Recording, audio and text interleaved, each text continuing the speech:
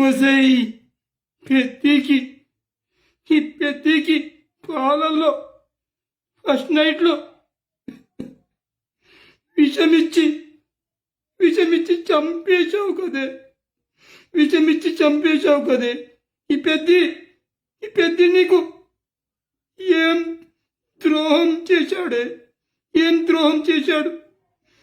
నువ్వు ప్రేమించావని చెప్పగానే ఈ మెడలో తాళి కట్టాను కదే, నా అమ్మా నాన్నను ఎదిరించి నీ మెడలో తాళి కట్టాను కదే. ఒసే రాక్షసి, మీ నాన్నను చంపింది నేను కాదు, సమరసింహారెడ్డి గాడు.